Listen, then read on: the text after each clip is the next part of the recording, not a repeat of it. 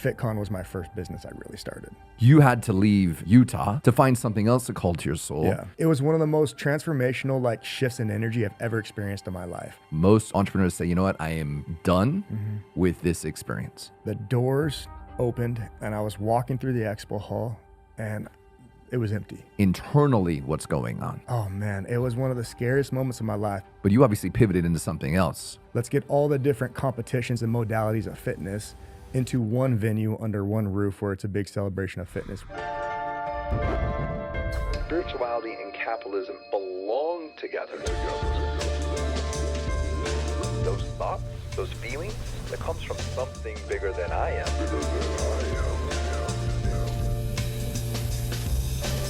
And together I believe we can all grow. That's how we're going to change the world. That's how we're going to change the planet.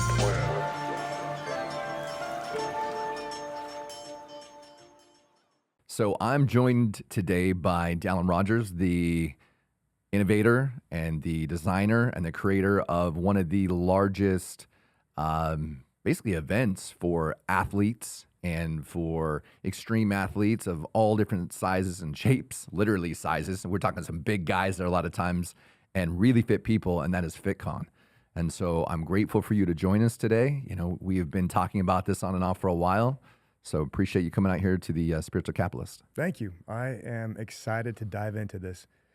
Most people just talk business, right? But I think they miss the whole point of the process and what it takes from a mindset or a spirituality standpoint to accomplish that. So this will be interesting.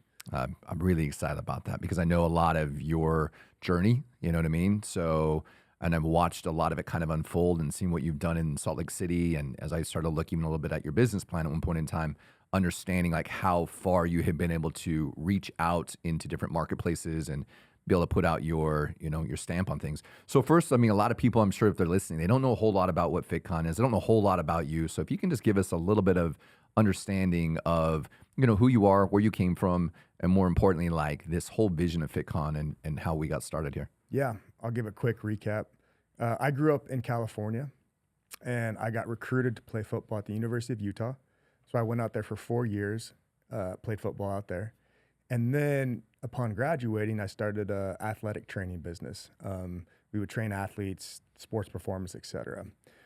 Well, during that process, I went back to school, got my MBA. And while I was getting my MBA, doing the sports performance training, I decided on this concept called FitCon, which would be a sports performance, fitness, Expo get together where the best athletes from all across the country would come into one place and showcase their skills. So that's how the process started.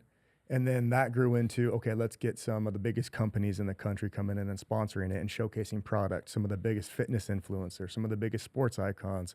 Let's get all the different competitions and modalities of fitness into one venue under one roof where it's a big celebration of fitness, where attendees can come, buy discounted products, see the latest products. Athletes can come in and showcase their skill to thousands of people. People can come in and meet their favorite fitness celebrities, fitness icons, sports icons, right? Just a big community-driven event. So that's what FitCon is essentially a 2-day weekend event where thousands of people come in and celebrate fitness. Yeah, it's a cool event. I've gone many years in a row, and it's exciting to see how much that it has expanded. You've got on one side, you've got CrossFit, and then you've got power lifters, and then you've got people that are running around, I can't think what they call them, but they're running around in metal and they're beating each other with sticks like they're in the medieval times. Yeah. I love watching that stuff. Yeah. Every time I watch it, I get amped about it. And then you've got other individuals that are doing, Ninja Warrior courses and all the different supplements and proteins and so on. But what made you think though that, hey, listen, this is a good idea? Because that is where it's at now. That's not where it started. It didn't start from this kaboom. It obviously had to start from a small seed to get to where it is today. But what made you say, okay, listen, I'm going to actually go into this particular field? Yes, you have the background with fitness and you've done those things. But what made you say, oh, I'm going to actually do an expo versus doing what a lot of people would do is say, I'm going to do a gym. I'm going to set up a nutritional product. I'm going to be a coach. There's a lot of things that people do in the fitness space, but very few people say, I'm going to go and actually do an expo because there's a lot to it. There's a lot to getting the tickets. There's a lot to doing the advertising, setting things up, finding sponsorships, making sure you have the right types of speakers. There's a lot that goes into what you're doing for a 2-day event. And most people don't realize that that 2-day event is usually like a year in the making to get just 2 days to work perfectly. And there's so many there's a lot of moving pieces to make that thing even look halfway presentable. Yeah. No, you hit it on the head. Honestly, you have to be good at everything to do something like this. You have to understand the sales process to sell sponsors, sell exhibitors. You have to understand marketing and promotion to get attendees there. You got to understand the psychology behind why would someone even want to come to this event, right? What's the purpose of it? But how it started was I was training athletes, and I got a little bit tired of trading time for money, and it was a lot of evenings, and we were up for what was called the Best in Utah Award. And we went to this convention where they were honoring the best companies in Utah. And there was all these companies in one setting who paid to be there to get an award that was made up, so to speak. Sure. And I was just like, wait, this is a business model? And that got my mind rolling on, okay, well, let's do something like that for the fitness industry, right? So it actually started out as what I called Utah's Top Trainer, which was a dumb idea. However, well, you went from the same thing you saw. So you were like, Correct. hey, listen, like this was top businesses. So this is going to be top trainers. correct. And it's the evolution of where an idea starts. Usually where the idea starts is not where it ends up at. And I think a lot of entrepreneurs, they go, well, this is what it's going to be. But you obviously pivoted into something else, which is now 100% FitCon. pivoted because I realized that business model, while it made sense, didn't make any sense at the same time. So yeah, we pivoted into, there's so many entrepreneurial companies in Utah, especially in the fitness industry. Why not create an event for all of them to come in and pay us to be there, and we'll provide the marketing and resources for them to bring in the attendees for sales, brand awareness, et cetera. So that's how it started. And I remember when I first started, our first, my thought process was, in order to make this legitimate to start, I have to have a legitimate person here, like someone who brings some legitimacy, right? And I actually brought in Ray Lewis, the linebacker for the Ravens, to be one of our keynote speakers. And while there was no ROI directly to that, it at least brought some brand legitimacy. Like they're not messing around. So that's where it started. And then it just kind of grew into more of a fitness scene, athletes within the fitness industry. And as we got more attendees and more brand awareness, it just grew and transformed. How many years have you guys been doing this now? Well, I started it in 2015. Okay, and so in 2015, when you first started, how many people showed up? Our first event, we had 10,000 people. That's pretty decent, though. Still 10,000 people. Yeah. I mean, comparatively. Yeah, and I remember so vividly that, oh man, it was one of the scariest moments of my life, because with events, you put all the money out first. Correct. Right, you have deposits, you have everything. And I remember the first day of the event, the doors opened and I was walking through the expo hall and it was empty. And I went into the back room and I laid on the couch and I called my wife and I said, hey, Victoria, come on back here. We got to figure out what we're going to do and how to pay people back, because I have no idea what we're going to do. All my money's out. No one's buying tickets, Well, 2 hours later, I call her and I'm like, Victoria, where are you? She's like, I can't get back there. I was like, what are you talking about? And I opened up the door and I looked, and the aisles were just packed so tight with people that I was like, it was one of the most transformational shifts in energy I've ever experienced in my life. It was crazy. But then I realized, okay, the majority of this money from events comes day of tickets. So I just got to prepare myself that, That's the emotional roller coaster, it's an right? emotional roller coaster. Yeah. So, wow. It's so Victoria's your wife. yes. And she sounds like your rock then. I mean, when it came to you starting a business, someone had to believe in you. Yeah. And it sounds like she believed in you, because when it wasn't going right, or at least when you thought it wasn't going right, you had called her and said, hey, this is what's going on. Yeah, she knows that the 2 months before the event, it's a lot of stress and a lot of time and energy that shifted away from not her necessarily, but I'm really focused on developing that event. And to say she's the rock is an understatement, because she holds it down at the house and makes sure I'm supported, and I'm never worried about, if I have to devote my energy between two different things, it's really difficult. Oh, what's going on at home? What's going on at home? And then trying to focus on a business, right? That's so time constrained. You have to deliver by a certain date. So 100% she is my rock. Absolutely. I've noticed a lot of people that are running larger organizations and corporations and so forth. They always have that. They have some type of rock. They have something that at least can keep that balance, because, you're in the office and a bunch of stuff is going on. You're solving problems all day long. You're the firefighter at the office all day long. And then you have to have somewhere where you can at least, I wouldn't say crash into, but sometimes it does feel like that. You know what's interesting? And this is where I truly adore her and appreciate her, is maybe you're different, but for me, to be able just to talk about business stuff and just to talk about stuff openly and freely, because I have everything in my mind. I have everything up here, right? So every morning when we wake up, it's just an opportunity just to talk about everything, and she listens. And I can't tell you how healing that is and how nice it is for me just to get it out. And then I can move forward with my day with a calm head.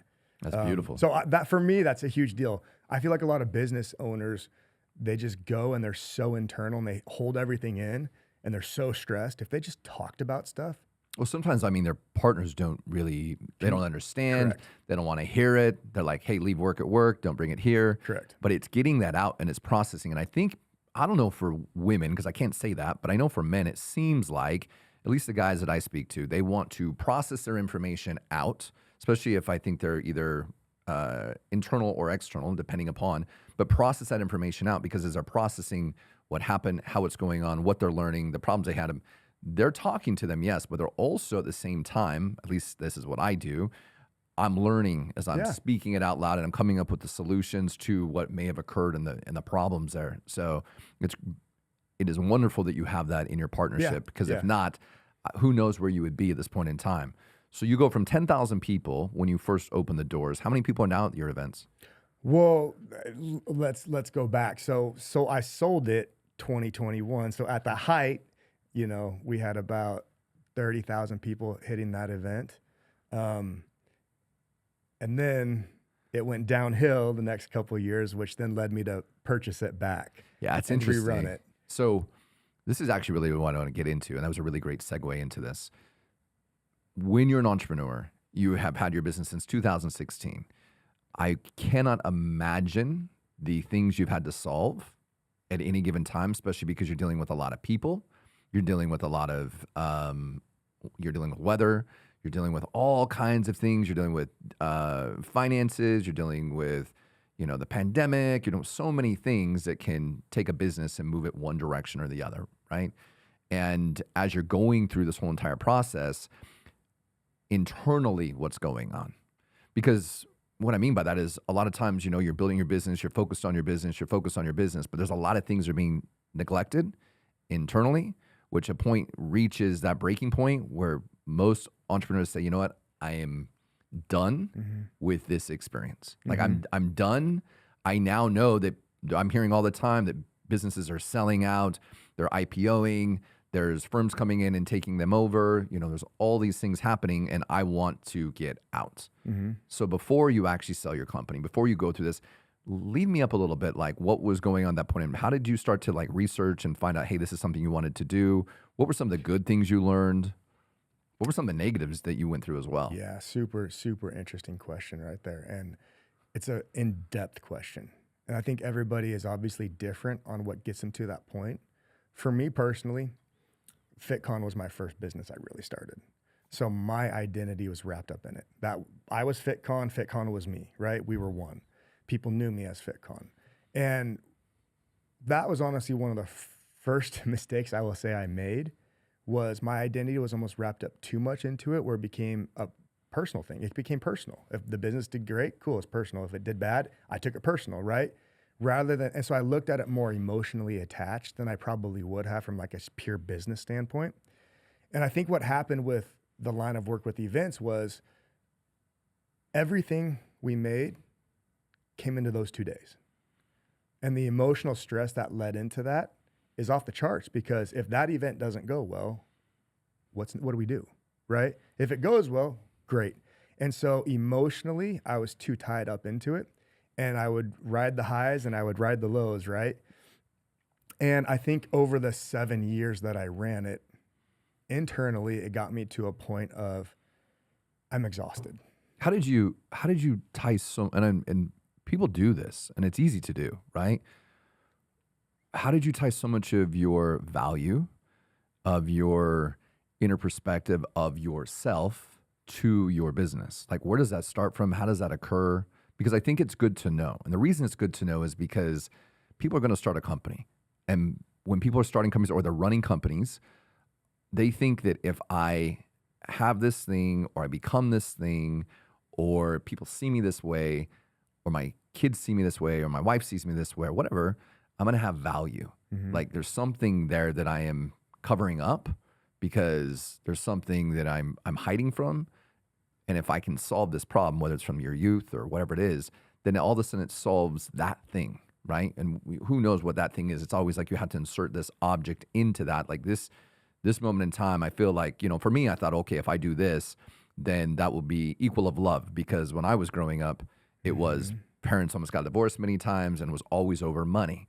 And my grandfather taught me, listen, the way that the world perceives you is what you have. And your woman, as he would say, that she should be driving this type of car, have this type of thing, because it's a reflection, not because it was great for her, it's a reflection of you. So many things are tied into that identity of success.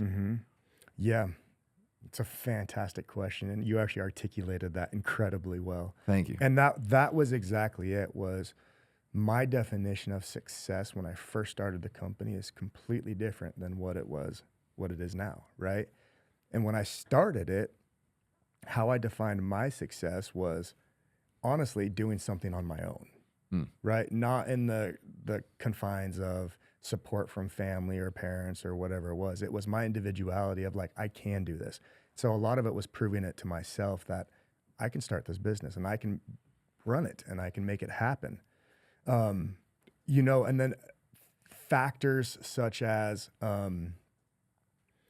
what's interesting is that was the driving force, but then I think there was external factors that happened that bonded me closer to it, where I almost had to stick up and fight for it.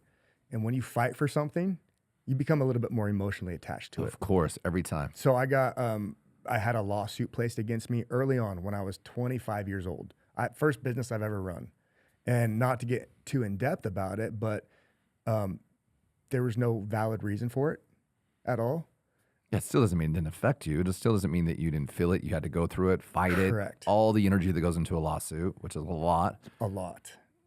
So what it did was I had to, put up my two fists and start fighting for my business, and it just bonded me to it. And I think that, coupled with my definition of success, was doing this on my own. It was just one in me. And again, like I said, emotionally, it drained me after 7 years, and I was ready to just I needed some healing to happen. I needed to build myself up internally first to understand, why did I think that way? What in my past caused me to believe this about myself? What happened in growing up that caused me to feel that need of, I have to do this a certain way? Why was my success determined and defined based off that when there's a completely different definition? Let me give you an example. This is something you'll never know, but I remember at one of the upgrades last year, we were talking about definitions and how important it is to define things. Yeah. And I remember William asked, what is wealth? Right. And in my mind, I was like, I got this. I know the answer, and it's the perfect answer, right? And it's the basic answer that everyone gives on wealth. I want to be able to do what I want, when I want, how I want, right? Right. And I was like, I got it. That's the best answer. I didn't say it out loud. And then I remember when you said your answer, do you remember what it was? I have no idea what it was at the time. You said global impact. Yeah. And I looked That sounds over about right. and I said, we are on two completely different playing fields. Like, your definition of wealth is completely different than mine. No wonder you're where you're at and I'm where I'm at, because of how we define terminology in our life. So when I go back to when I started my business and I defined it, my success in the business, as individuality, I was bonded to it, right? Fast forward now, my success definition on businesses is completely different, obviously. And it set me up, I feel, to be more, quote, successful or achieving my goals in life. So very interesting as far as how we define things, and the viewpoint of how we look at things completely changes how we interact on a day-to-day basis, and how we run our business, how we communicate with people, and what we do on a daily basis, right? Man, is it not? It's so fascinating to me that two people can share a space and witness something from very different perspectives. And someone can say something that impacts that person. And so like I look and when you said that, I was like, oh yeah. So I knew the definition you were going to give me about wealth, right? Being able to do what you want, when you want, with who you want, where you want, so on. And that does creep in and out of my consciousness all the time, of course. But it's like really like, what is that? And to me, it's like about impact. It's about how do we shift and change the narrative? How do we all win together? Like, how do we heal together? How do we like change the narrative? And do I have the answers? No. I'm learning always, just like you're learning always, right? And so it's like, as we evolve in our consciousness, as we evolve in different things, our thought processes change, especially as like we kind of heal through those things. And so you go back to you, like when you were looking to sell your company, you had been overexhausted, you were tired. And I'm sure at that point in time, you're hearing all kinds of, all different types of evaluations of what your company could be worth or should be worth, and trying to navigate those waters, because I would think that that would be a very emotional time because you're hearing different numbers. Like, okay, it could be worth this or it could be worth that. And people are throwing out, you know, because I know how this goes. And then it's not getting tied to the outcome of actually selling the company, because I'll bet there was some of that too, right? So the identity side into it, the outcome becomes tied into it. And then when those numbers happen, you're like, oh, well, that's great. And then all of a sudden, once that thing happens and occurs, everything's going to be good. And that is I think it's a human condition that we think once this activity happens, I'm going to be good. Once this thing happens, I'm going to be happy. Once things happen, like I'm going to feel peace. But it doesn't have anything to do with any of that.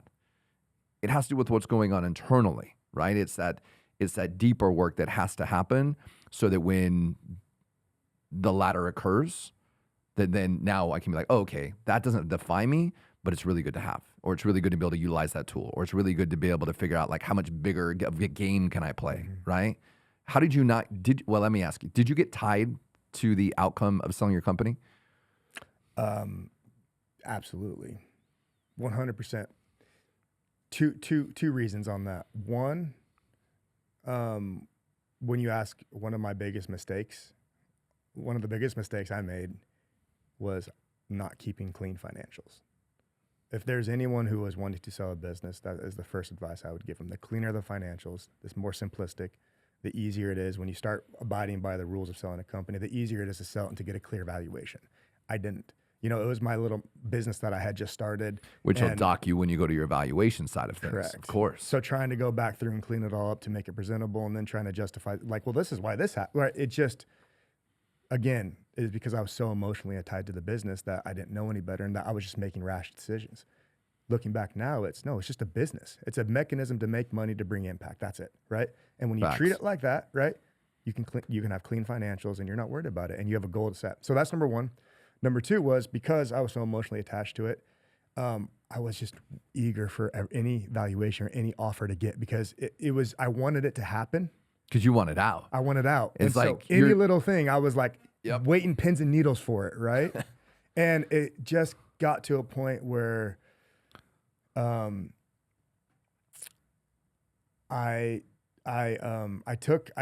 got to a point where it was just like, I just want to be done, because I need to move on to the next phase of my life, because I knew that I couldn't grow and progress while still being attached to this the way I am. Well, because when you've ran a business that long and you've gone through the ups and the downs and the emotions, and your identity's tied to it, right?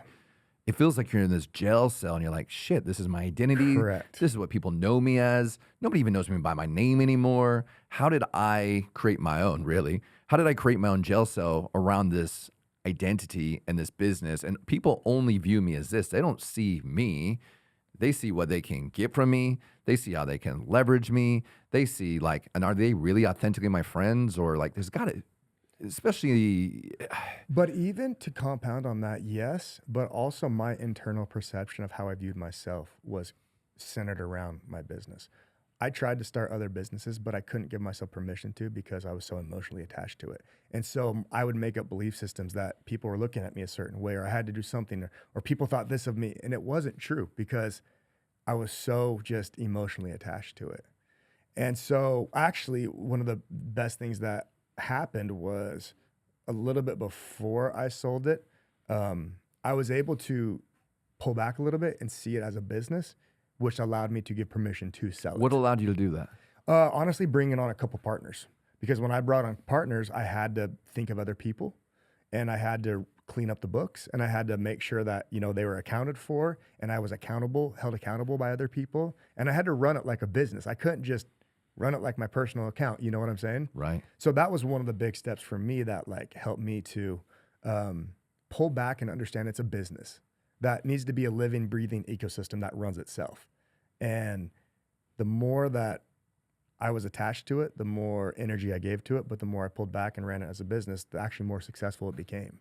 When you brought on those business partners, and we'll jump into the acquisition side of things, but when you brought on those business partners, what made you decide to bring them on? And if you could look back and redo anything about the way that you brought on partnerships, because people are, you know, you're expanding, so you want to bring on partnerships, or you want to bring on someone that can help the day-to-day or help with marketing or branding or whatever the thing is that they promise, which happens quite a bit. What is the thing that you could learn from that, and our viewers can learn from that as well? Yeah, that's a great question. Why I brought them on was because 1 month, let's see, it was June or May of 2020. When did COVID hit 2020? 2020, right? 2020. Yeah, it was like so 2020. It was May of 2020. My event was April of 2020. COVID hit. We hold our event at the Salt Palace, which is the convention center.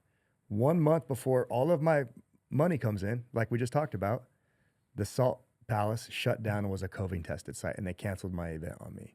So here I am 1 month out with all of my deposits paid, with no idea of will the event even happen. Yeah, but you pivoted, because I remember actually seeing it. You did it outside. We did. So that's remember why that. that's what led me to bring on partners, to bring in a little bit of cash flow coming in, to also bring in some support through this time because it was unsure. And then we pivoted, ran it outdoors, and what we realized was outdoors is running at quite a bit cheaper than running it indoors. Right. And so then we actually expanded and we brought it to Texas and Florida the next couple of years during COVID. So there was a huge benefit and blessing, but that's why I brought on partners, was a little bit of support and foundational support because of the unknown. What did you learn through the partnership, though? Is there any like lessons that if you were to look back and you would you have done like exactly the way it went down? Would you have done it again that way, knowing what you know now? You know what? That's an interesting question. To answer your question, yes. Because I will say that the aspects that they brought to the business were my weaknesses. So in that way, it was really, really good.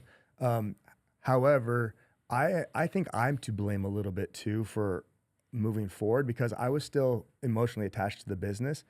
And I think had I really pulled back and understand that this is a business that we all want to win on, right? I think it would have escalated our winnings, right? But I think there was a part of me, if I'm being completely honest, that was still, this is my baby. I have to like hold on to it. I can't fully give it out to other people. And I think that hindered our ability to really, really grow and make it and continue on and be successful. Yeah, because you've got a real, I would say, peaceful chillness about your persona as I know you now, but I also see an immense amount of intensity in you. So I can imagine as you're pushing towards the things you want and you desire and the sleepless nights and all of those things, and also now tying your identity into it, how much that can be a hindrance in the actual the expansion of a company. Well, it's the same thing. It's the same concept as the more you hold on to something, you can't let it grow, right? And I was just holding on to this made up belief system that I am FitCon and FitCon is me. And if I relinquish any control, then, you know, it doesn't make sense. Right. And so, yeah, that would be the biggest thing that I would say I would have done different. Now, the partners, you know, obviously there's pros and cons to different people and what they brought to the table. I would say overall, they were the right fit for what my weaknesses were. But looking back, I do wish that I would have been more of a win-win-win relationship as opposed to like holding on emotionally to something that what I thought was my life. Right. So when you finally get the offering of what your business is worth, you get bought out, you go through that process. What was that like? What was that strategy like? What was that experience like for you? What did you learn through that someone is looking to sell their company that they could learn from your experiences? Because yes, you did sell it and then you bought it right back. not too long after that. Another deep, this is a great podcast, more on the emotional side, because I don't think it's talked about enough. Well, I think that the problem is people think business is just it's money, it's marketing, it's sales, it's these things. And it is. It absolutely is. But there's so much human components in this. There's so much emotions to it. There's so much sleepless nights. There's so much tears. There's so many times of borrowing money and trying to push your idea into the market. Then you get it up there. There's lawsuits. There's all the expansion of putting our whole entire soul into something and then realizing like, holy shit, like, why am I doing this? I laid in a hospital bed one time and I was like, wait a minute, was all of this selling, today for tomorrow worth it? That was a moment in time of awakening for me. And so I can only relate because I literally feel like I've sat in most people's shoes at this point in time. Yeah. When it comes to running a company. Yeah. Man, you think you sell a company, right? Like you said, life's going to be good. Yeah. That first year after selling the company, I vividly remember waking up in the morning, getting in front of a computer screen and twiddling my thumbs and just wondering, what am I going to do today? And I also remember the stress of, I need to be doing something, but I have nothing to do. And I also remember the stress of, I need to just blow up everything to like redo it. So to make it was a very interesting thing when you're so tied to something and you're so emotionally attached to something and then it's gone and there's literally nothing you can do. And all of my skill set and everything I've ever done is there. And now I have to become a whole new person. It is very challenging and very difficult. And I did not like this process. When I talked to you, you told me I'm going to do a construction company. Yeah. I literally remember sitting there, I'm like, so now that you've done this, what are you going to do? You're like, I think I'm going to run a construction company. And I says, well, why? And you're like, because I like to build things. Yeah. And I thought, okay, that's cool. So to go there, so did that, bought land, built our dream house, right? Congratulations. Well, I decided I'm going to build this myself. And so then I got to that process of building it. And then I was like, oh, I could do a construction company. I could be a contractor, right? We never lived in that house, by the way. We'll get into that.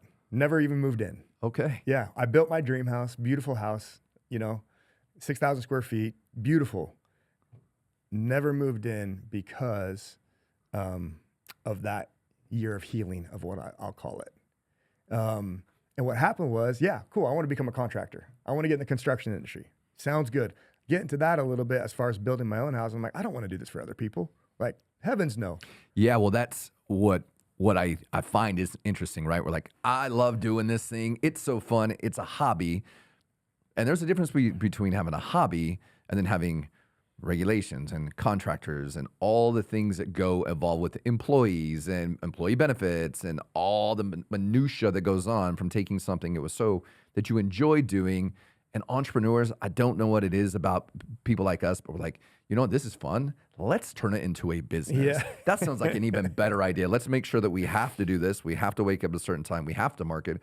We got to find clients. We got to make sure we take care of our staff members and all these other things instead of just saying, you know what? I enjoy doing this, but I'm just going to keep enjoying doing it. And the biggest thing for me too was I knew how many details went into what details I wanted. I wanted this and not that. And I was so particular on certain things. And I'm like, I don't want to be a babysitter, someone telling me they want every little thing. And I don't want to be at someone's beckoning call. It's just not for me. Right. Right. So to all of that, yes. So that's what happened was yeah, I don't want to do that. Right. Then it shifted while I was building that house here was the big shift. Was I vividly remember this. So we were in Heber, Utah, Midway, Utah, outside of Park City. Sure. And I remember it was February. And so there was snow everywhere. It was cold, freezing. And this is a beautiful area. This is up in the mountains. Yes. It's serene. It's really beautiful up in Heber. Beautiful. When I'm there, I'm like, this is just the most stunning place ever. Yeah, it's like being in a storybook or something. So I remember Victoria and we took a trip to Santa Monica, stayed on this beautiful hotel on the beach. And I remember we were walking the boardwalk and it was February and there's people outside playing beach volleyball. I remember looking at that and being like, they're choosing to do that. We are choosing to live in Utah. In the cold. We don't like the cold. We're not happy here in the cold. And then I said, we've chosen to live in Utah for the last 14 years. Wait, we have the ability to choose what we want? And it started this process of, what do I want? Like, am I happy here? If I could choose anywhere I wanted to live, where would I want to live, right? And so it started this really interesting process of understanding that we can be who we want to be and we can choose and do what we want to do. And we don't need permission from people to tell us what to do. And I think for so long, I was conditioned to think that I had to get permission to do something, or I wasn't allowed to because of X, Y, and Z. It started this whole process of like change for us. So to make a long story short, what happened then was I said, I love traveling. We were on Santa Monica and I was like, we love traveling. I love it. Why don't I make this a profession? So I got back and I got into the travel industry, right?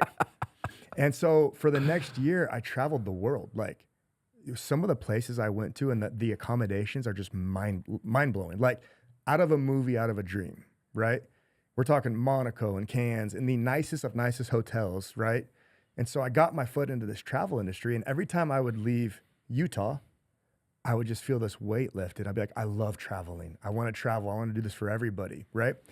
And then I would come back and we'd be in the cold again. And I'm not dissing, I love Utah, but it just, what happened was eventually what we learned was we needed to move. We needed to change our environment. We needed to be in a place that we chose, that we wanted to be because we wanted it, not because family was there, not because friends wanted us, not because we're there for forever. So before our big dream house was finished, we actually moved to Arizona in the heat, and we have never been happier. And it's not from anything other than our individuality is coming through. We're able to choose because we want to be here. We're able to be who we want to be because of where we are. We don't have any sort of family dictating how we should act and how we should speak and how we should talk. And we left this big, beautiful house on the mountain, you know, for a suburbia in Arizona, and we have way less. We're just in the house. We're renting a house right now, fully furnished, and we are so happy and so peaceful and so like sure this is where we want to go that all that other stuff doesn't matter to us anymore. And now I've been able to detach from things that I thought I wanted to do and my identity was tied up in. And I'm actually able to do things that like I want to do because of my goals in life now, not because of different identity factors. What are your goals in life? Yeah, that's a great question. I love that you asked that because my goals have shifted. I vividly remember with FitCon, it was, I don't care if I make any money doing this. I just want to do what I love, what I'm doing, right? And there was a bunch of years there I didn't make any money doing it because I was doing what I loved, right? And I had a weird relationship with money. And I'm just learning now, like, no, it's okay to make money and it's okay to make a lot of money. And so right now, I have 3 big goals in my life. One of them is a monetary goal of how much money I want to make per month, residual auto renewal income, where it's not live or die breathing on an event, right? Or whatever it may be. I want multiple streams of revenue coming in that I'm fulfilled and happy with. That's number one. Number 2 is our next goal is I really want this. I mean, we want to buy a beach house. I love it. We want to buy a beach house. I mean, you can see the smile on your face, right? That it says like, that's what you want. Yeah. And even I would invite you that when you say your goal is like, hey, this is what I want, right? Like I want that beach house, like in your body. I noticed like you put your eyes down. You were like, ooh, I'm kind of hesitant to say this. Yeah. Fuck yeah, man. You want a beach house? Get a beach house. Because if that's what calls to your soul, obviously you had to leave Utah to find something else that called to your soul. Yeah. Stop waiting for anybody to give you fucking permission. Yeah. Because they're not going to. Yeah. And if anything, everyone's going to tell you, oh, you shouldn't do that, or why would you do that, or whatever. But there are so many beautiful experiences to have on this earth, just like you've been having. You've been traveling all around the world. You've been meeting different cultures. You've been seeing different things. And maybe the younger part of yourself or wherever you came from and the stories that were attached to that might have not have felt worthy, or maybe might have not have been able to say, hey, listen, you should go do these things, or, you know, we can't do this, we can't afford it, you shouldn't think that like this, whatever it is, whatever the story is, those stories can die and be buried somewhere, and we can heal from them and say thank you for what we're going through. But you want a beach house, get a beach house. But you know what's funny? Know? I couldn't bury those stories until I moved out of my previous environment.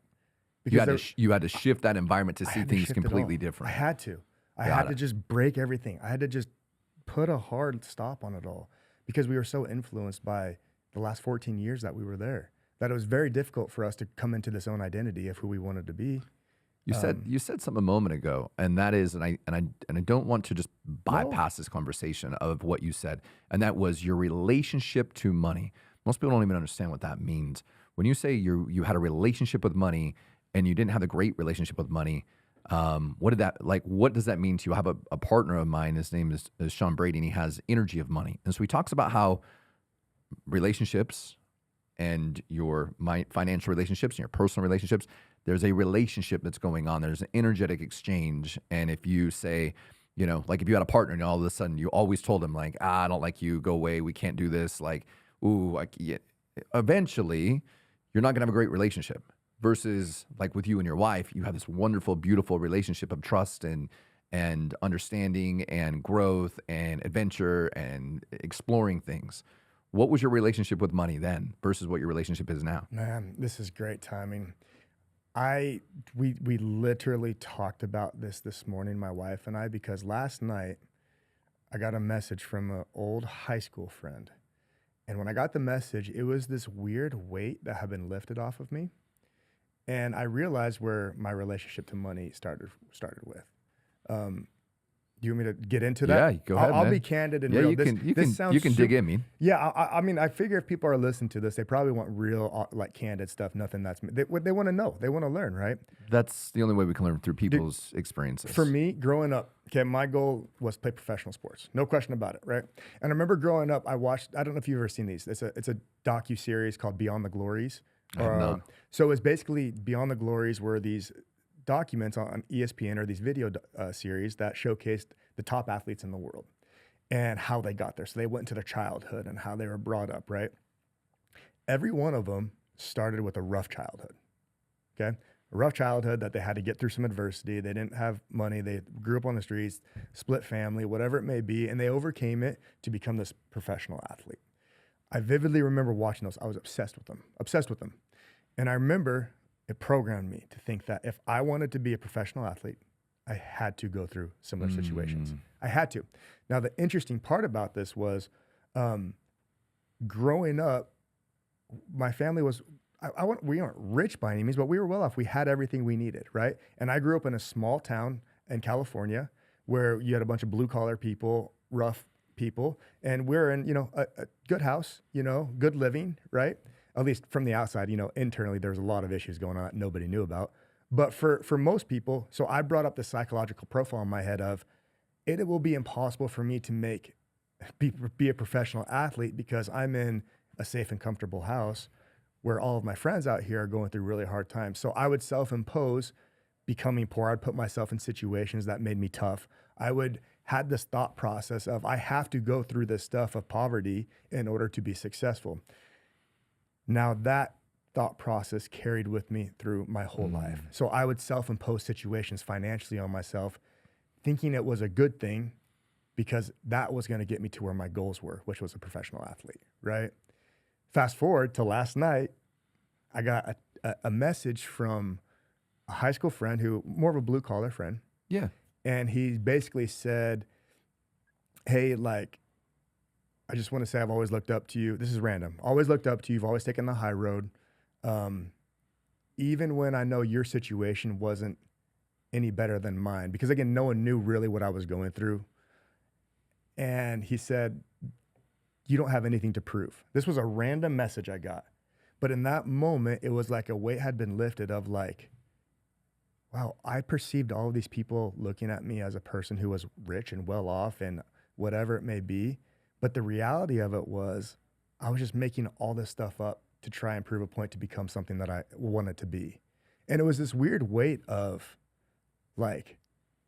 that's not my identity. I don't need to be tied. So when you talk about relationship to money, that was my relationship to money growing up my whole life. And that's the process that I am overcoming now and understanding that money is a really good thing. The more money I have, the more people I can help. Like another high school kid who hit me up randomly, he lives out here now. I'm helping him financially and helping him because he's in a really tough spot. I wouldn't be able to if I didn't have money, right? Right. And so relationship to money is a ever changing thing for me, but I'm trying to shift that to the more money I make is better because I can help more people and I can have a better life and I can still achieve my goals without having to go through all of that. Sorry, that's a long process, but I was just trying to be a little bit real and authentic. It's real. And I thank you. Like, thank you so much for like peeling all that back, right? Peeling it all the way back from your youth to say, this is where I'm at, to this is where I'm going, what happened this morning. And yeah, there is nothing to prove, but it always feels like there's something to prove. And I also, because I know you like to win, you know what I mean? You like the game. It would not surprise me a bit if you really looked a little bit deeper to find out that there's a payoff somewhere or another about, all right, we're not winning. We might win. Oh, we might succeed. Oh, I don't know. Okay, we got to push to the game. Boom, touchdown. Everybody wins. And then back down to here. Like that flow of money, right? That flow of energy, there is somewhere, I promise you, there is somewhere in you, because I know the feeling very well. That's why I can only talk about it. Is that there's a payoff from that big spike of the win to going to here. That's something I'd highly suggest that you look into because that roller coaster of finances, that back and forth thing, instead of the steady, like, hey, we're cool, just like what you were talking about, month in, month out, it's cool. There's no like big, like, whoa, touchdown and then come down this way. That's interesting. So for me, I started to realize that the payoff for that was the big win, was the big cortisol level, was the excitement of it all, right? And instead of just saying like, okay, I don't need that internally, personally, to feel like I'm winning. Like winning to me every single day is I get to play the game. Like that's it. I get to play the game. I get to invent, I get to design, I get to be around great people, I get to inspire people, I get to talk to great people, whether it's someone I meet in a cafe or it's someone I, meet on an airplane or wherever it's at. Like I get to win every single day, and I win because I wake up. And that's awesome. You know what's funny? I'd be curious about just another thought to you or question to you is, so my, to go on, because you said winning is waking up, right? AKA like you're in a state of gratitude. Yeah, right? Always, every day.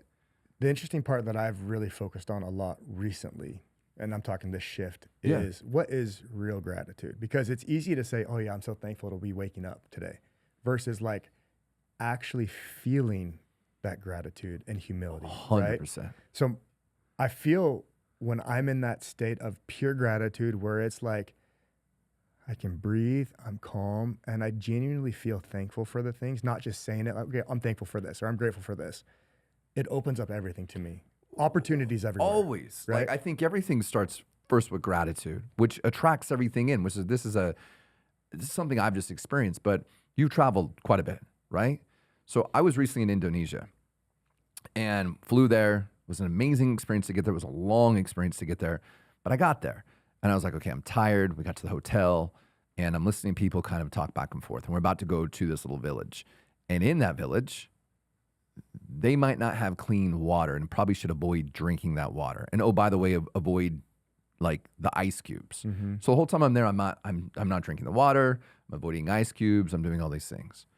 And then to get back home where I can turn on my sink and drink clean water and not worry about getting sick, or my sewage works, or like the millions of other things that I take for granted all the time, when I can step into just the simplistic things of what I have and how much I have, and not just the physical things, but in the emotional support, in the energetic support, in the like conversations and the ability to feel safe and not have to worry about, because of the way I believe something or the things I say or whatever is going to put me in harm's way, or you know what I mean? Like 100%. There are so many things to be grateful for. I was listening to someone recently, they told me, listen, the way I pray is this: I focus on everything that I am grateful for first and foremost, and then, which I wrote about recently, and then I ask, which is a hard thing for me sometimes, but I ask the Creator or whatever it is for you at that point in time, how we're going to co-create together. Interesting. Like, this is what I'm asking from you for. This is, I'll do this, meaning I'll be open, I'll full of love, I'll be a conduit, but you get to help me too. Like, this is a two-way street, because a lot of the stuff that's coming through me somehow, I don't know where it's coming from, but it is still coming through me somehow. And so we're co-creating together at all points in life. And so when we step in that place of gratitude, to me, it feels like it amplifies everything out. And I have many, many, many stories that talk about that And from my own experience. I love that. The biggest shift for me was, because I would try for a long time and wake up and what am I grateful for? And I'd write it down, right? But I think there's a huge difference between stating it and feeling it. Of course. Right. And I think that that's often overlooked for a lot of people was, oh yeah, just wake up and be grateful. But that's not true. That's a checklist type thing. Correct. Though. Yeah. And so that's why I've been really cautious on the word feeling gratitude lately, because I feel like people just check it off like, oh yeah, I'm grateful for running water. But if you can shift to the true feeling of gratitude, where it's a peace and it's a calmness and it's a confidence, and you're connected to it from an energy standpoint, that's when the magic happens. And then I think that that's when you can ask for your creator for co-creating things, right? But if it's just a checklist, you're not in a real state of gratitude. And I've had to learn that recently. So it's been cool, because when I focus on my state in the morning and I really am in a state of gratitude, and my kids wake up and I'm like, I love you guys, you know, and look at this beautiful place we're in. And, you know, you start seeing this stuff differently, and you're in that state of abundance and you feel it. My days are infinitely better. Of course. But when I wake up and I just write stuff down and I try and journal and like I'm not feeling it and I'm groggy and I say it, but I don't feel it, that's when the days are hard. So I don't know. That's something that I've really realized lately is more important is the state of it than it is the actual saying it or just checking list in it. And I think a lot of people don't understand that.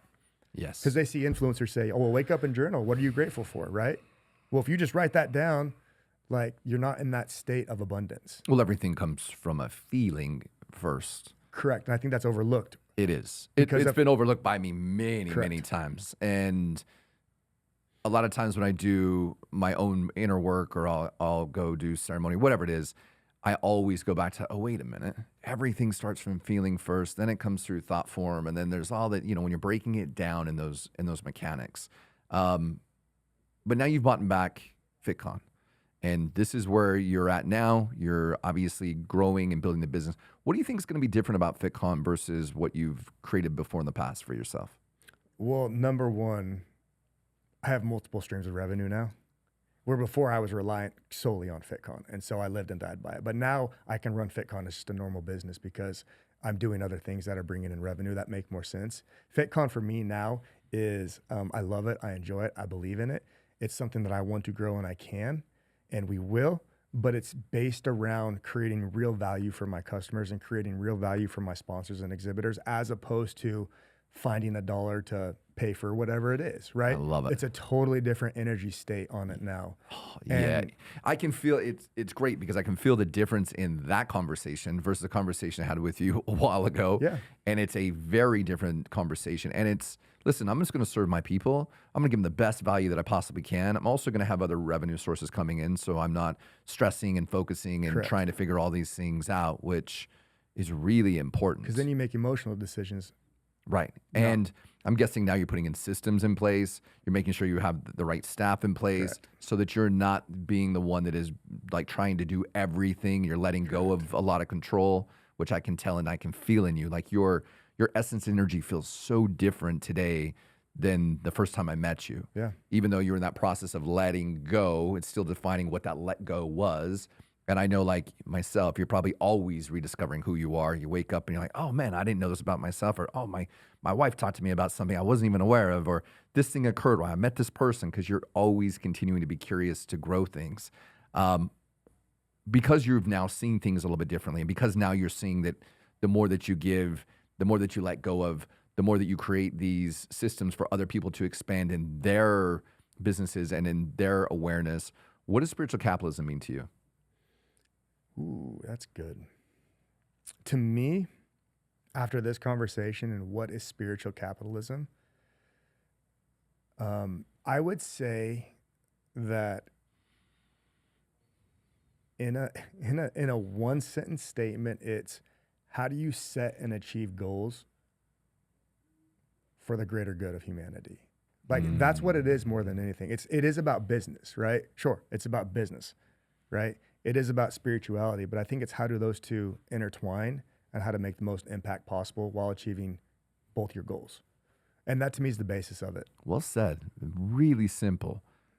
That it is about helping people. You know, first, it's always about helping people. We put people first, then it seems to be that there's a balance in the universe somehow, right? Yeah. Like there's something it is in the background, co-creating, working with that is, and I know you can probably, over the years you ran FitCon, over the years you've done business, I'm sure you've seen many miracles, just like the first time when you laid on the couch and all of a sudden your wife couldn't get in the building because there were so many people coming into your event.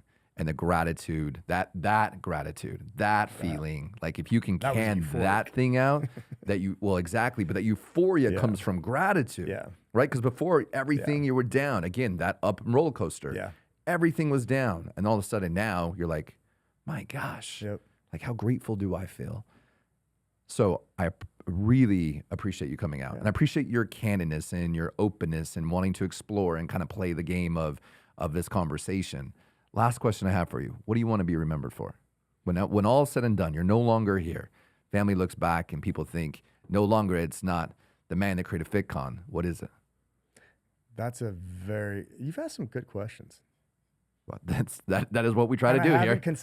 Honestly, I haven't considered that probably as full as I should. I want to be remembered as, so honestly, this sounds weird, but if I'm just talking subconsciously with my first thought that comes to my head, I want to be remembered as someone who had no gray area. And what I mean by that, it was you knew exactly where you stood with them. You knew everything about it. There was no gray area. And that sounds weird, but to me, with no gray area, I can then live a filling and fulfilled life. Someone who was honest and raised their kids the right way and was successful. So, but it was all because there was no gray area. And there was no questioning about intentions. Right? I don't think that's a weird statement at all. I think that is something that majority of us strive for, right? Like striving to live in that place of this clean line, of where you know exactly what you're going to get when you get it, who they are. There's no hidden agendas. Correct. There's no games. There's no nothing. Because then that's someone that you can go a long ways with. And that's someone I definitely want to, in my team. So I appreciate it, man. I really appreciate you coming up, man. And I wish you so much success with the new direction FitCon's going to go, all your other businesses. If people want to find anything about you, if they want to like reach out to you and talk to you about branding or setting up conferences, or maybe they want to be a sponsor with FitCon, how do they reach you? Yeah, I've been on a social media hiatus lately, so it's okay. But I think I'm going to take a step to get back on. But Dallin.Rogers, or just honestly fitcon.com and just contact us. That's probably the best way. There you go. Stay off of social media. You don't need to do that. Allow them to go to your team and to reach out to you. So that's the way. I mean, you can keep a lot of that peace inside of yourself. So, all right, man. Thank you so much for coming out. Appreciate it.